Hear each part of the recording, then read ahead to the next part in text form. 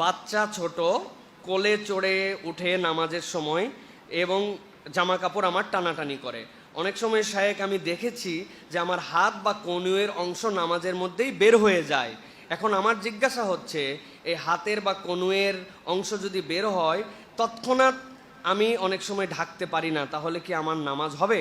প্রিয় বোন, প্রথম কথা হচ্ছে বাচ্চাদের তবিয়তই এইটা যে সেই বাচ্চা নামাজের সময় আপনার কোলে উঠবে, ডিস্টার্ব করবে, নামাজের সময় মায়ের পিঠের উপরে উঠে যায়, সিজদার সময় মাথার উপরে উঠবে।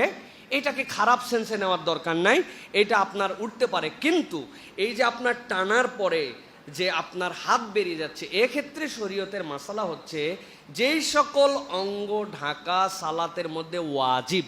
কোন সকল অঙ্গ? মেয়েদের জন্য থুতনির উপর থেকে চুলের এই গোড়া, এই কানের লতির ভিতর থেকে এই কানের লতি, এইটুকু ফাঁকা থাকবে, আর উভয় হাতের কবজি, এছাড়া পুরা অংশ এমনকি পায়ের পাতা সহ তার ঢাকা থাকবে সালাতের মধ্যে। এটা হচ্ছে তার সালাতের জন্য পোশাক। এখন আপনার বাচ্চা আপনার হাতে পড়ে আছেন, এরকম করে টেনে বের করছে, শরীয়ত বলতেছে যে সকল অঙ্গ ঢাকতে হবে তার 1/4 আপনার হাতের কনুই থেকে এই পর্যন্ত আপনার 1/4, এটাকে 4 ভাগ করলে এইটুকু হতে পারে। এইটুক জায়গা যদি আপনার 3 তাসবির নিচে যদি ফাঁকা থাকে, তার আগে যদি আপনি ঢেকে ফেলেন, তাহলে আপনার সালাতের কোনো ক্ষতি হবে না। কিন্তু এই 1/4 যদি 3 তাসবি পরিমাণ সুবহান রব্বিয়াল আ'লা, সুবহান রব্বিয়াল আ'লা, সুবহান রব্বিয়াল আ'লা, এই যে 3 তাসবি পড়তে 4-5 সেকেন্ড লাগলো, সমুদয় সময় এইটুকু যদি খোলা থাকে তাহলে আপনার নামাজ ভঙ্গ হয়ে যাবে।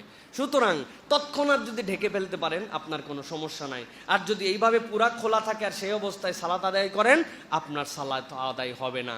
এটা তো গেল এই মায়ের পরিবেশ পরিস্থিতিতে। কিন্তু অনেক মহিলারা আমাদের জানেনই না যে তার সালাতের জন্য এরকমভাবে পোশাক, এরকমভাবে অঙ্গ ঢাকতে হবে। উনি শাড়ি পরে সালাত আদায় করছেন, রুকুতে গেলে অটোমেটিক এইটুক বাদ হয়ে থাকে।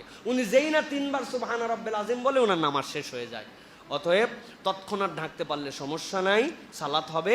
কিন্তু এইটা যদি 3 তাসবির অধিক সময় ফাঁকা থাকে তাহলে আপনার সালাত ভেঙে যাবে, আপনাকে সালাত দোহরায় নিতে হবে। সেই ক্ষেত্রে বোতামালা, সুন্দর এমন কাপড় পরা যেটা টানলে ওঠে না, মুখের এখানে গাডাল লাগানো যেটা আপনার মুখ পর্যন্ত ঢেকে থাকে, এই সতর্ক হয়ে আপনার সালাতের জন্য আলাদা একটা ড্রেস গ্রহণ করা আপনার জন্য উত্তম হবে।